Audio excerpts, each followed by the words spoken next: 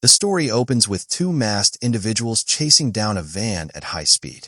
Their pursuit ends violently when they ram into the van with their SUV, forcing it to crash into a roadside barrier. After the collision, the masked duo step out of their vehicle, and the van's driver does the same.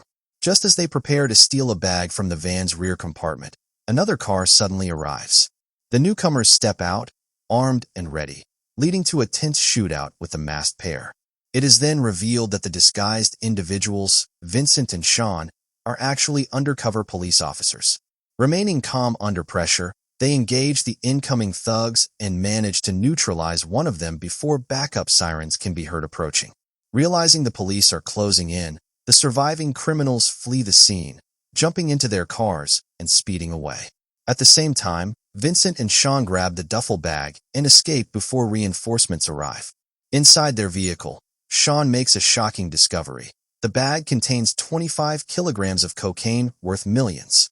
Neither of them expected such a fierce counterattack, and Sean grows uneasy, fearing the criminals may have recognized Vincent. When Vincent returns home, he finds a message from his ex-wife asking him to pick up their son. It becomes clear that Vincent is an internal affairs agent who has been undercover for 2 years, infiltrating a powerful criminal syndicate. While Sean maintains connections with the criminals, Vincent's real targets are casino owners Stanley Rubino and crime boss Rob Novak. The story then introduces Jennifer, a determined agent who arrives at the department with a visible injury on her face. Her colleagues are curious, but she brushes them off.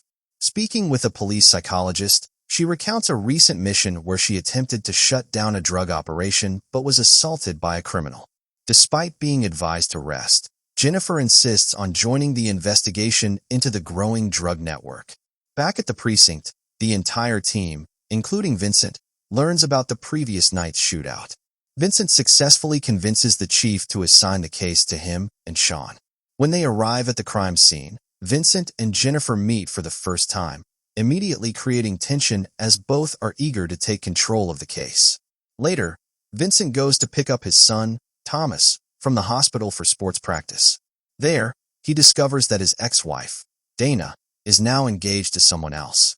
Since Vincent began his undercover mission, Dana and Thomas have lived with his constant absence, though they remain unaware of the full truth. Frustrated and emotional, Vincent reacts poorly to Dana's plans to remarry, but she makes it clear she has no intention of reconciling with him. Vincent then leaves with his son, trying to explain why he has been absent so often. Their conversation is suddenly cut short when two men attack them on the road. Vincent is stabbed, and Thomas is kidnapped. Soon after, Vincent receives a call from Rubino, who reveals that he knows about the stolen cocaine. He gives Vincent an ultimatum: return the drugs to his casino within 3 hours, or his son will face the consequences. Meanwhile, Jennifer digs deeper into Vincent's past, growing suspicious of his actions. Vincent, injured and desperate, tries to treat his wound in a public restroom. Sean arrives, only to face Vincent's anger as he demands the return of the stolen bag, believing his son's life depends on it.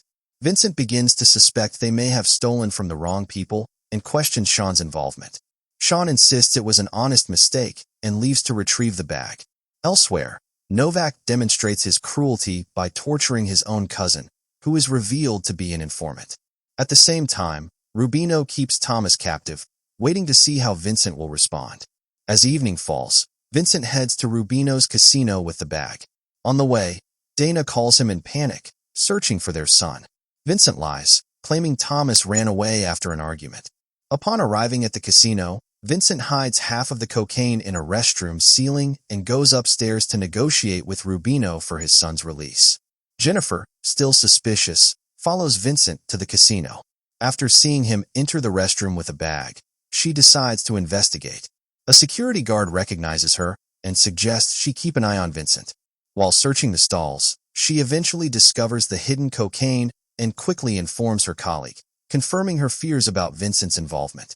At the same time, Vincent negotiates with Rubino, offering the remaining cocaine in exchange for his son.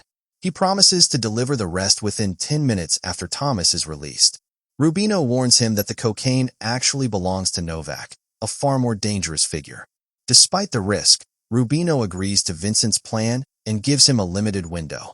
Jennifer moves the discovered cocaine to the women's locker area. When Vincent realizes the hidden bag is missing, he becomes frantic and starts searching for it.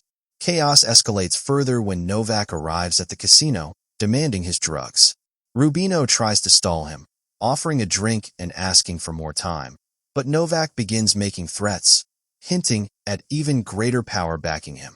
Security reviews CCTV footage, tracking Vincent as he navigates through the building's ventilation system. He eventually reaches a laundry room, changes his appearance, and moves into a storage area. There, he begins filling bags with sugar, attempting to replace the missing cocaine and continue his desperate plan to save his son. Back at the bar, Vincent orders the bartender to send a bottle of wine up to Rubino's office. At the same time, he reveals the bag filled with sugar and exposes his true identity as a police officer. Thinking quickly, he fabricates a story, claiming that law enforcement is already on the way and urges them to escape through a secret exit. When the server arrives with the wine, the criminals mistake him for an undercover cop. Believing Vincent's warning, Novak leaves the scene, grateful for the supposed heads-up. Rubino, convinced by the situation, releases Thomas and tells Vincent to leave immediately. However, once Novak inspects the contents of the bag, he realizes it's filled with sugar, not cocaine. Furious, he sends his men back to the casino. Meanwhile, Vincent reunites with Thomas, and they attempt to escape. Novak soon confronts Rubino, enraged at being deceived. Still believing he has leverage through Thomas, Rubino insists he can still deliver the real drugs and sends one of his henchmen to track Thomas down. As Vincent hides with his son, his stab wound reopens, worsening his condition. Despite the pain, he explains to Thomas his involvement in a massive drug operation. Suddenly, one of Rubino's enforcers finds them, leading to a violent confrontation in the kitchen. Thomas bravely jumps in to help his father. Vincent manages to overpower the attacker, throwing him through a window into another room.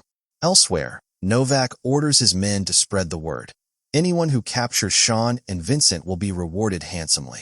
As Vincent and Thomas try to leave the club, another henchman manages to grab Thomas on the dance floor.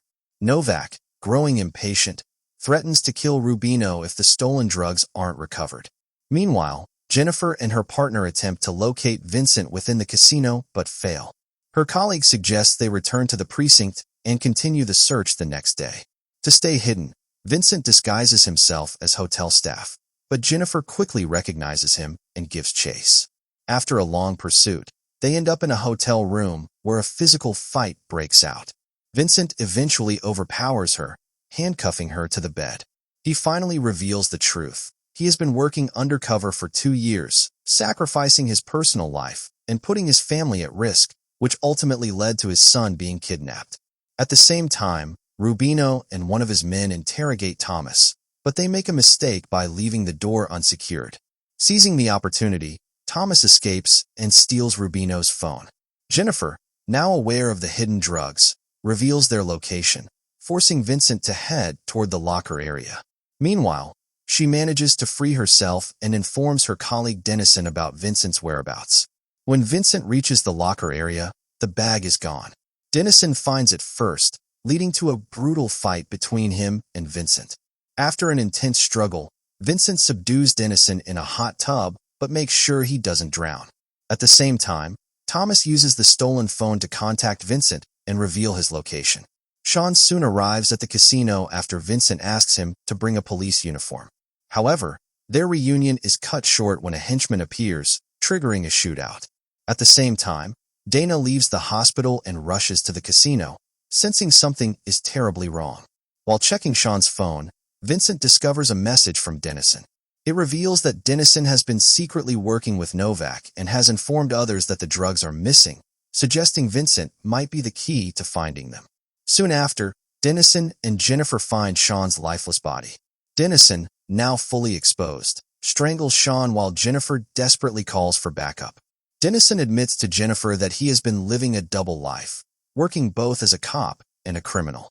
He claims he's going to meet backup, but instead, he heads to a secret meeting with Novak. Inside an elevator, it's revealed that Dennison has been bribing other officers to protect Novak's operations. Novak, expecting police to arrive soon, scolds Dennison for failing. In response, Dennison threatens him, claiming he holds critical information about Novak's entire network and that his death would bring everything down. Meanwhile, Vincent causes chaos inside the nightclub, fighting through Rubino's men. He smashes bottles and takes down multiple attackers before escaping with Thomas. They get into a display Ferrari and speed away under heavy gunfire from Novak. At the same time, Jennifer and other officers stop Rubino from escaping. Vincent and Thomas rush into the parking garage, pursued by armed men.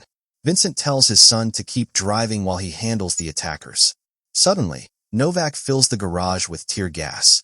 As one of the henchmen approaches Thomas, Vincent steps in to fight, but his injuries weaken him.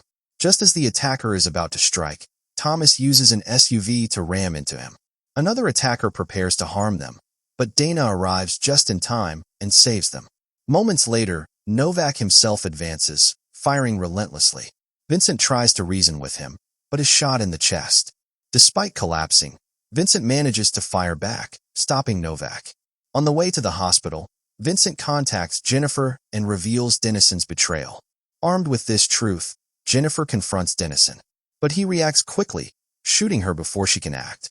He then kills Rubino and the driver, causing a devastating crash. Soon after, more officers arrive. Dennison attempts to cover his tracks, blaming everything on Rubino. However, Jennifer, though injured, survives and exposes him, ordering the police to arrest him. Both Vincent and Jennifer are rushed to the hospital. Dana and Thomas stay by Vincent's side until he regains consciousness.